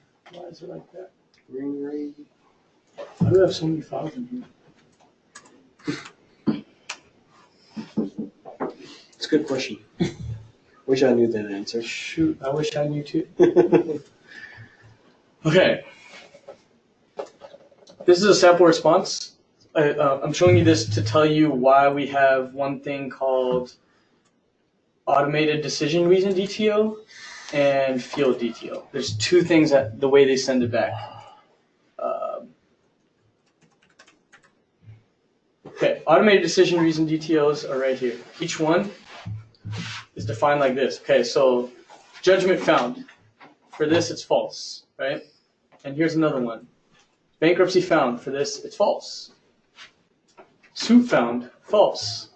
And so on, right? So basically, when they do find an exact match, they send those values back in this field right here, decision outcome and automated. Basically, you'll only get these automated decision reason details if a match was found. If there's no match found, you're not going to get this whole set of data back at all. The outcome Yeah, tag. exactly. Okay. You might get the outcome tag, decision outcome, but But it will be you blank. won't get the automated ones. It might be blank. Yeah. So that's something you guys I suggest, like, look through the logs or make a couple calls and see when those values are populated and when they're not, if you want to work on it.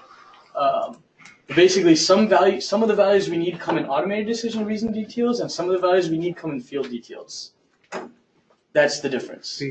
So those are corresponding. Like, for example, suit found is going to be an automated decision, but the dunce number is going to be in a field detail. And the dunce number is basically a unique identifier for the business. Again, it's kind of irrelevant to us, right? We don't do anything with that value other than save it. And basically, these are two methods that basically take stuff from the response and map it back to that entity. And the way it works is we pass in. Okay, so these are the two methods, and it's just a huge switch case. You send in, you go through each one of those decision details, the automated decision reason details, and you see in the current one you're looking at, what's the field name, right? And if it's PaidX, then map it back to the PaidX entity. If it's commercial credit score class, which is the one that rating looks for as company score, send it back to the commercial credit score class entity, and so on, right? This is, I believe, very straightforward. Ask me questions if you have. I'd ask some more questions, but Do it. I'm not sure we have the time for them. Yeah, I know. It's 10:56, so if we can go over if you guys don't mind. I definitely don't mind. Yeah, and then it returns a response back to the initiate call function, which would be right here. Then it takes the end time and then logs it and whatnot. And then there's some other stuff that's going on here. For example, there's this flag we have on each of the three entities. We made an entity for TransUnion, we made an entity for DMBI and BuildFax. There's a flag on each one of them. Is DMBI retrieved successfully? And this goes back to that thing, does it count as a failure if you didn't find an exact match? It does not, because even if it doesn't find an exact match, retrieve successfully is going to be true because we were able to make that call to them and they were able to send a response to us. Okay. That's when this thing is considered retrieved successfully. If this flag starts as false and it's changed to true when we get the response, right? So let's say we don't get a response, that thing stays false and that button will show up. Okay. Right? So again, that button shows up because all of those three things start as false, right? They haven't been retrieved successfully yet, so the button is there. So could you go up to the top? Now that value by default would be true unless an exception occurs while trying to retrieve the. You're talking about this one? Yeah. It would be false by default. By default? Yeah. Why is that? Why is that? Because we only want to change it to true when the call comes in successfully. So Otherwise, the call hadn't been initiated yet. yeah, So it we can't need one be true. assumption, right? We need one assumption in that case. That assumption is going to be okay. The call has not gone through yet, so we should leave it at false until it has been retrieved successfully, and when it has, we change it to true. In which case, let's see here. And again, this is kind of the very similar structure in BuildFax and Tuna, and I can also go through the differences. Yeah. In that one. So let me see here. I'm gonna go back. In which case, once that code has been called, yep, right. Thank you. You wouldn't necessarily have to conditionally change the retrieve successfully to true. You would just say, hey, we passed through this code without an exception, without any issue. So it's true. So it's true. Yep. In which case, we probably wouldn't have to call that on two separate locations of the code. Yep. And even then, too, even if we just assumed it was true on the outset, we can assume that the call went through just fine at the beginning of the function because we know and then change it to false if it fails. Yeah, if it We could go fails. either way with it. Yeah, yeah. We could So- go either way with it. I think that's kind of irrelevant for this. Mhm. Yeah.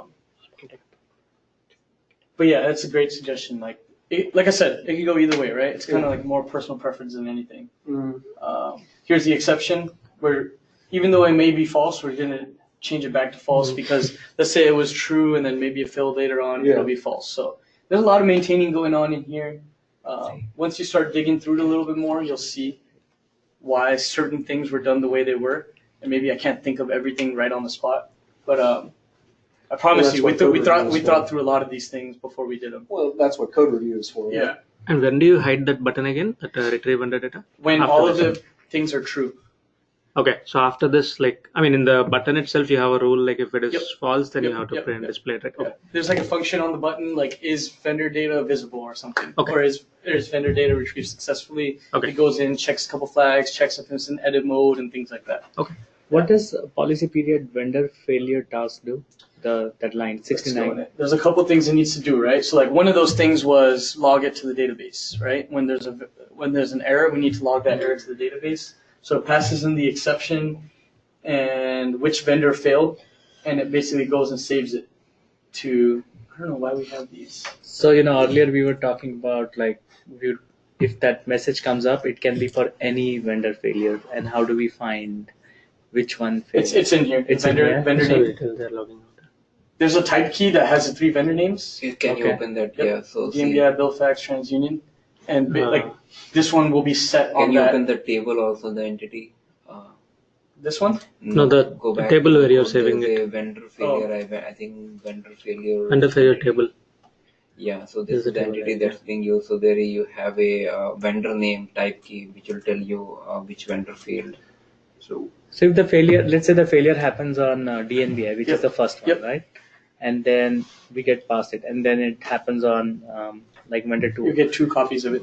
So there will be 2 records in Yeah, there, For I every mean- failure, it will have a separate entity. and it will stay there. It'll stay there. there. Okay, it's like a history. Yeah. History. Yeah. Okay. my issue with the vendor data failure table is that it assumes that we developers are going to have access to a production database, which may or may not be the case in the future.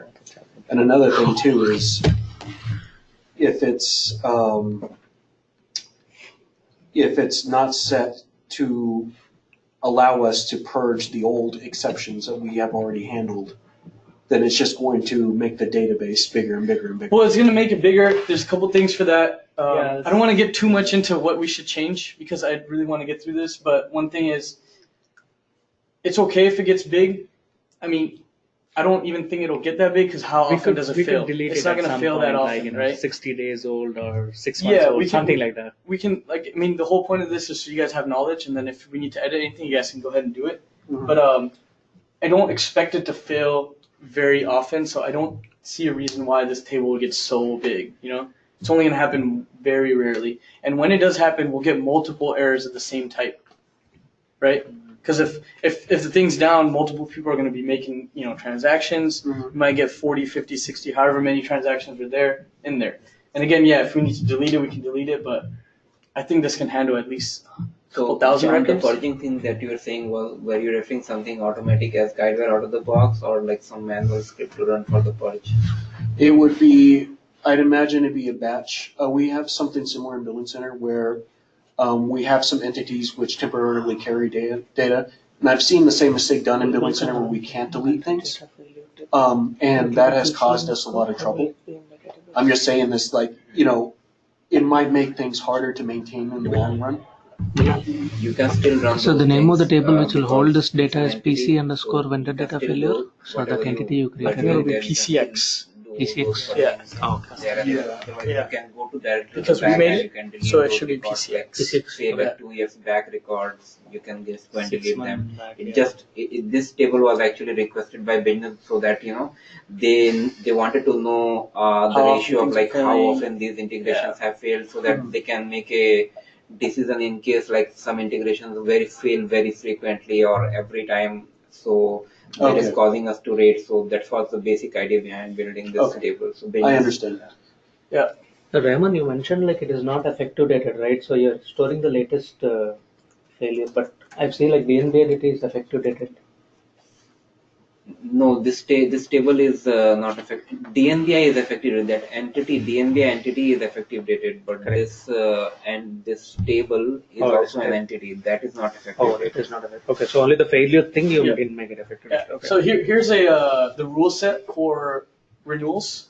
When renewals are happening, we have one rule for each integration. So here's auto update DMBI, and here's that function that we were looking at, initiate call. It calls the same one. Wherever it calls, it uses that same function and passes in the policy period. Again, that policy period will get saved as a static variable, and then the rest of the method will use that policy period, or the rest of the class will use that policy period.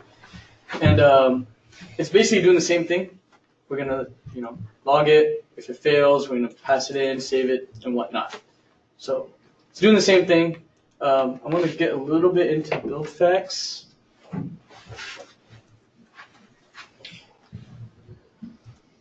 So build facts we talked about was a HTTP GET request, right? This was a web service, so it's a little bit different setup. And as you know, a GET request, you send parameters in the URL as opposed to sending parameters in the body of the request, right? So every HTTP request has a header, a body, right? So in a GET, you send it in the URL. In a POST, it would be in that body, it would be encrypted, basically. So POST request, even if you intercept that request, you will never be able to see what's in there because it's encrypted. But in a GET request, everything is visible in the URL. Like in the bar itself, right? Yeah. If you were to do it on a browser. If you go to the browser, you'll see it Yeah. in the bar, yeah. Or if you were to intercept this, you would still see that URL, right?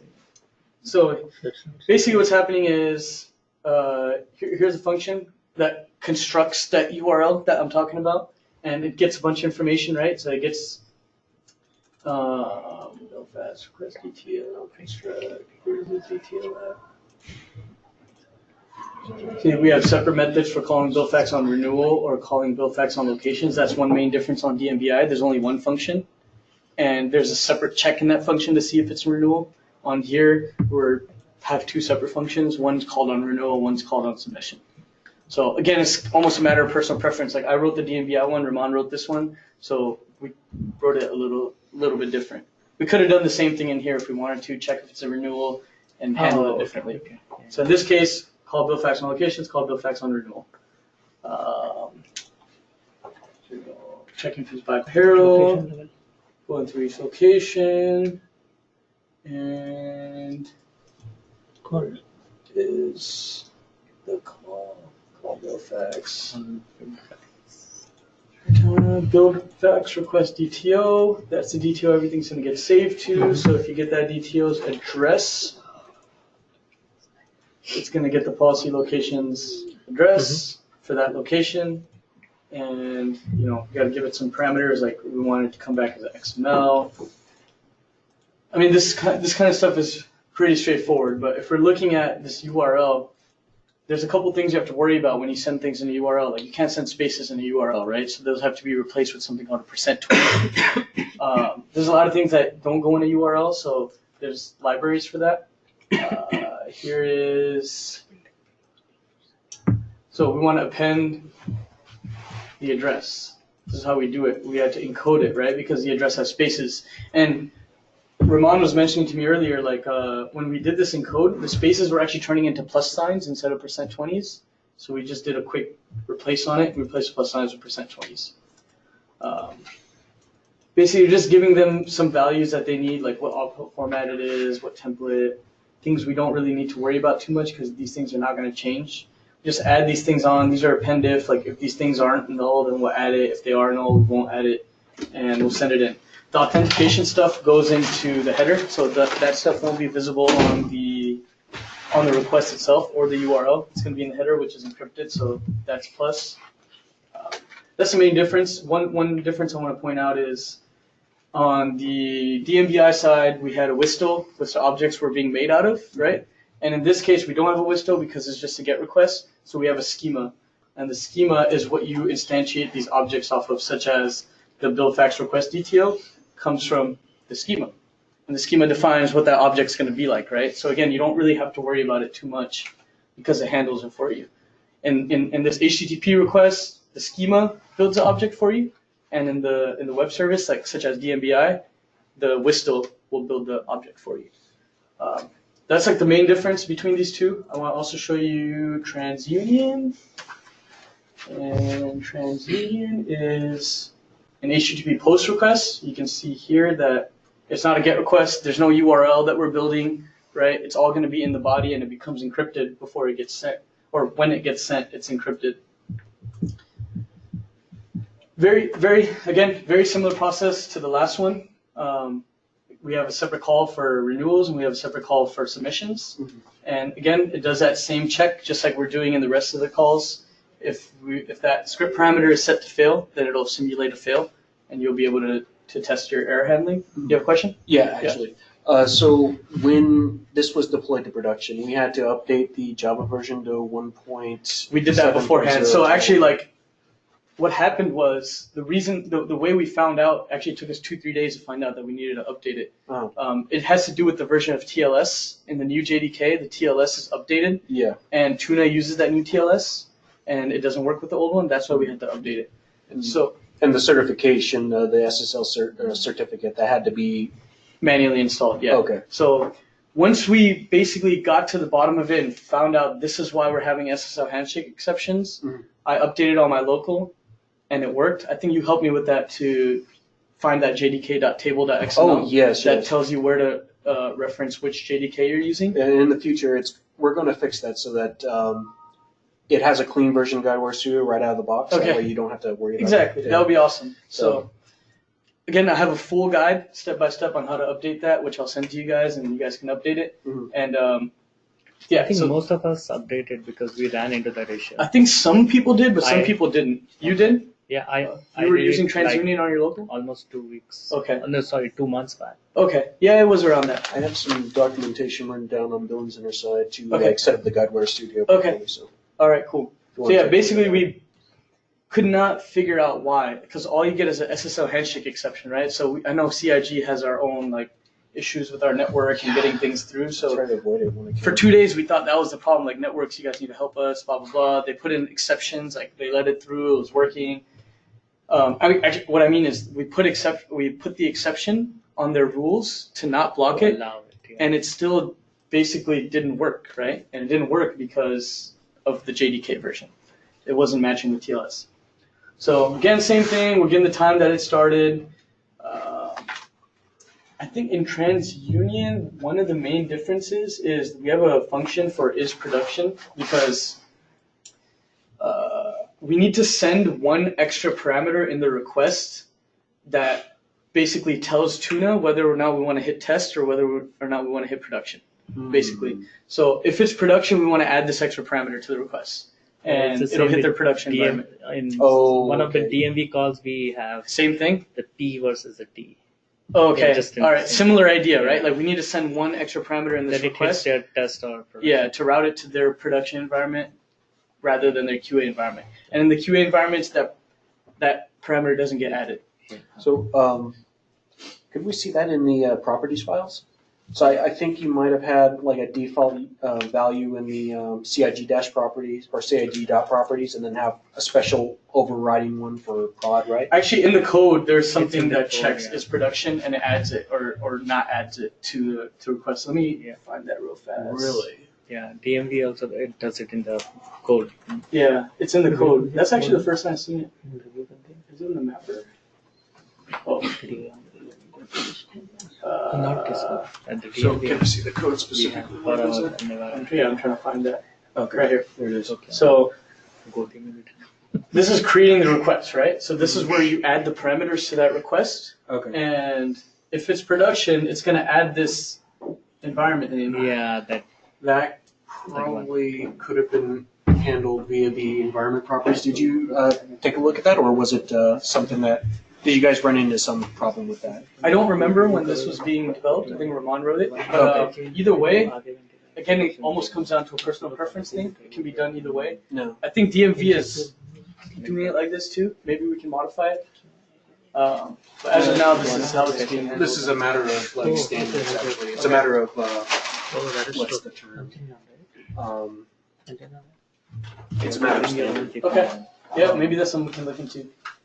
So I don't know, it's just bad practice to run, like to have code that specifically runs for like one environment Yeah. or specifically Yeah. runs for another environment. I don't disagree. you guys can- I want to see how it does work now. I actually also agree that this isn't the best possible way we can do it, but the point is that it's working and we can improve on it. I mean, there's a lot of code. There's- so, there's you so can many always ways go you can do back things, and, you know? refine it. Yeah. There's a lot of. There's no one set way to do anything, right? Like anything can be done a million ways. So this is how we decided to do it. Again, you guys feel free to update it, and that's about it. That's about all I have for this. If there's any questions? Yeah, one quick question. You worked on which ones? DMBI.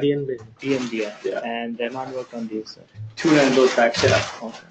So again, they're all set up, very similar process. One class to call and construct the requests, and one class to map everything back from the response back to the entities. And earlier you were showing if we can visit that, and maybe we can go upstairs and do that if needed. You were saying that one thing where it needed the new instance versus the other ones. Yeah. I What want to was find that out thing? why that is, because I'm still not sure till this day. Why, like in DMBI, why do we have to make new instances of everything that's on that entity when we already instantiated its parent entity, right? Yeah, like So why do these things need to be instantiated when in the other integrations they don't? We're not quite sure what the difference. Me and Ramon spent like a couple hours on it trying to see the differences between the two, and we just couldn't find it. So we said, you know what, we're just going to instantiate it. It So works. I want to clarify why Yeah. I'm making all these suggestions. Sure. I want to know if you guys ran into some trouble, Okay. like implementing this. Okay. And if something doesn't seem right to me, and I would like to know if you guys ran into any problems. Like Yeah. why you didn't go it this way? Why Yeah. didn't you go it that In way? this case specifically that you are asking why we didn't pick that configuration from the properties file rather Yeah. than code it. I wanted to see if you guys ran into into some trouble Yeah, doing so it. what happened in that case was actually if you go and see that piece of portion of code, actually it's not actually a string that we are associating in that the value that they are specifying is coming from the schema and it's not just a string. It's an object.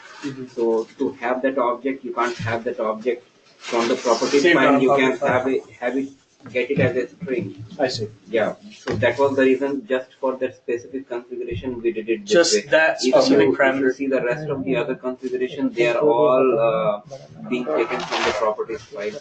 But just for that, you see, we are assigning the value as processing environment dot production or dat standard. It's an enum value, and that has this is not a string, but it's rather a enumeration from the schema that they have given us. That is why we specifically had to do just for that property. If you see the rest of them, they are all being taken from the properties file. Okay, that makes sense. I missed a couple messages too when we were talking. Shrikant, if you're still there, I don't see you on the call, but I'll answer the question anyway. The question was, are these integrations newly introduced with BOP? And yes, that's correct, they are. Further questions? Thank you very, All very, right. very much. Thank you, Paul. It was really good. Thank you. Very nice Thank explanation. you. And you were very patient with our questions. So Oh, I thank love you. it. I love it. Is there any conference page that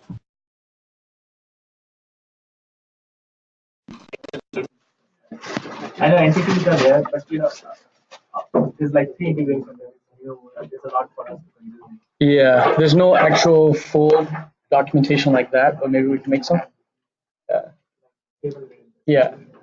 For SQL, right?